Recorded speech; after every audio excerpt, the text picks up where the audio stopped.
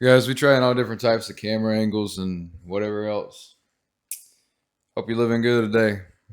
Today's been a great day for me. Showing up, doing my thing, feeling like I'm supposed to.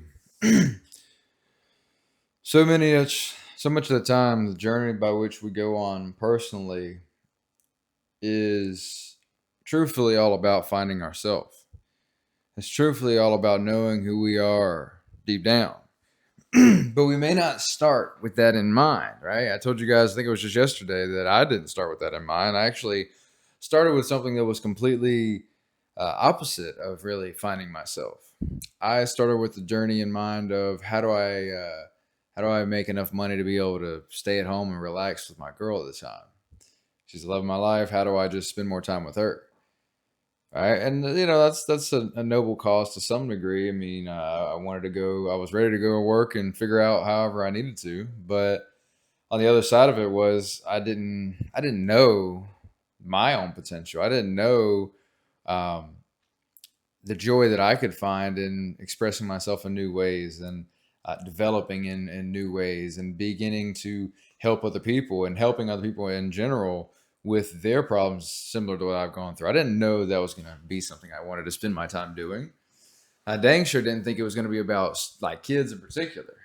As you guys probably know, we're building a movement called Heart Led Youth.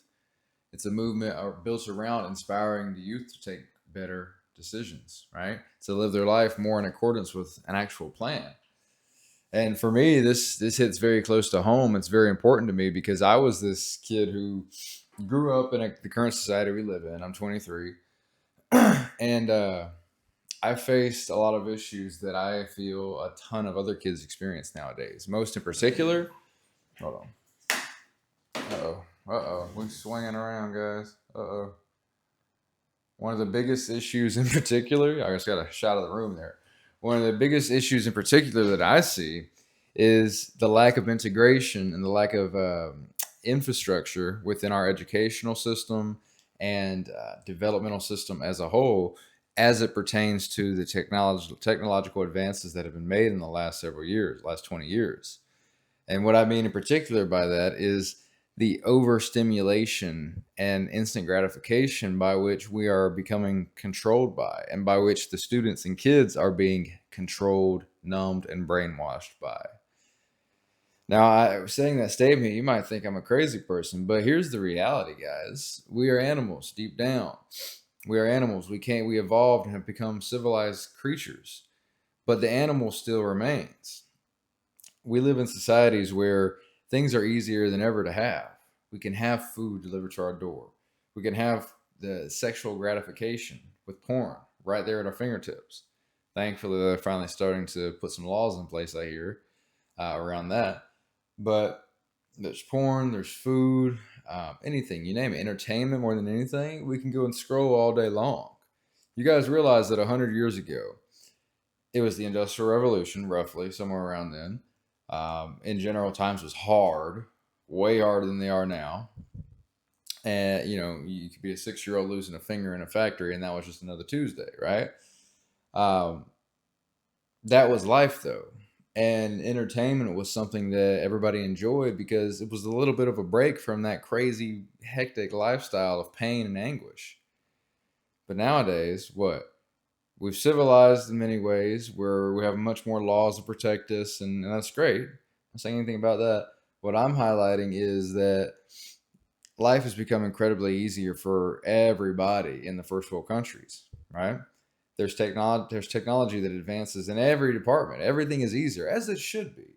But what isn't caught up is the infrastructure to hold humans within that, to hold and develop humans within that.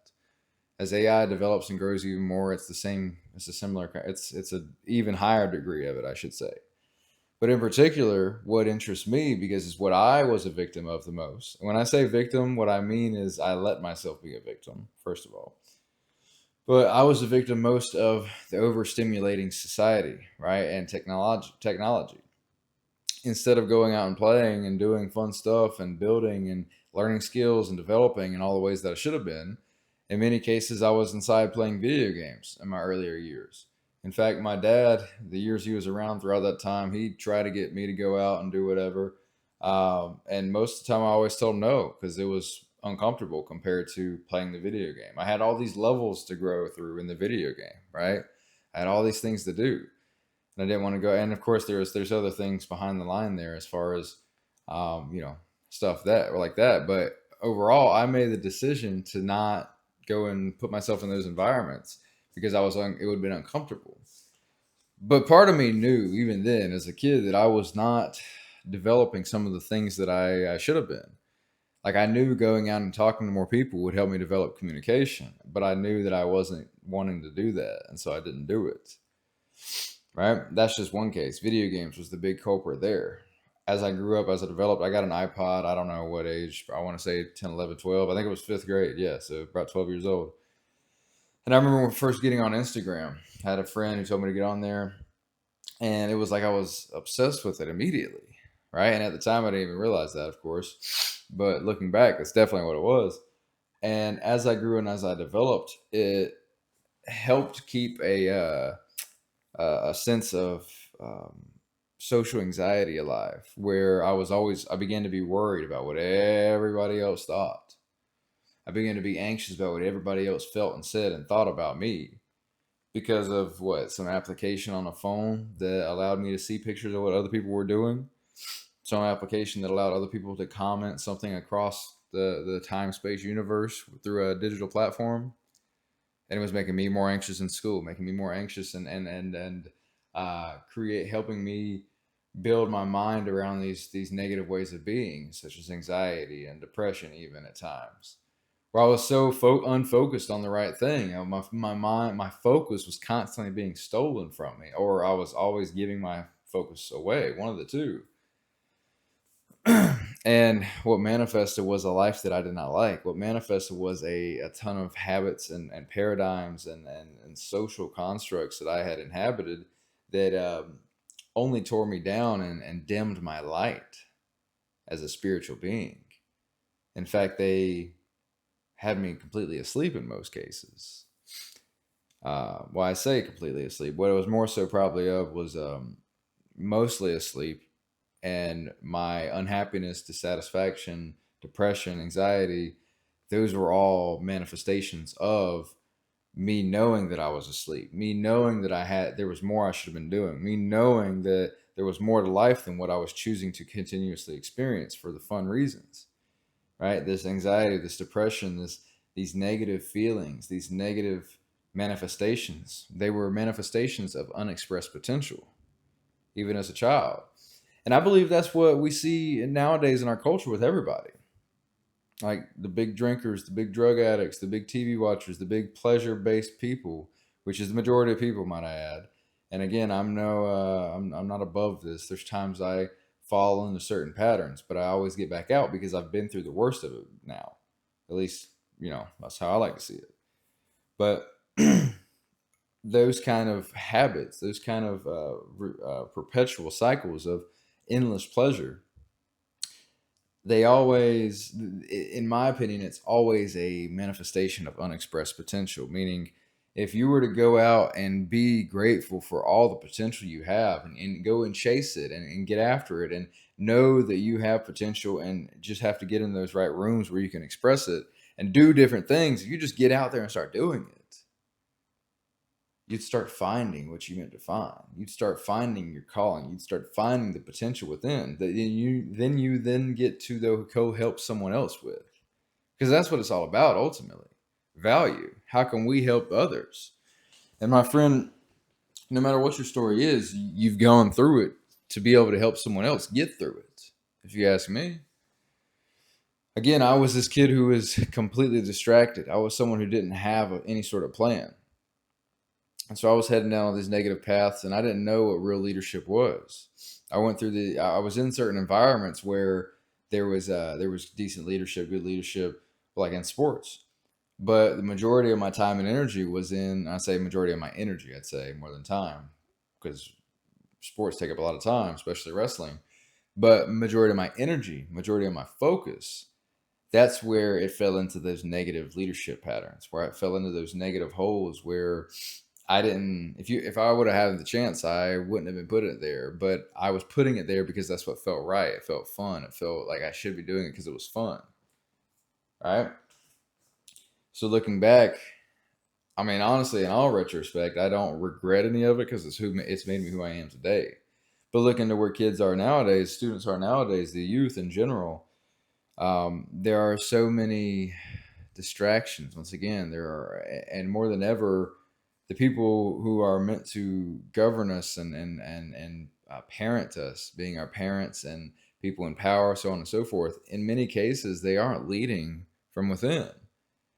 In many cases, that leadership is confined to some backwards positional narrative, meaning uh, they have power because of their position, or uh, they don't even realize what's controlling them and leading them.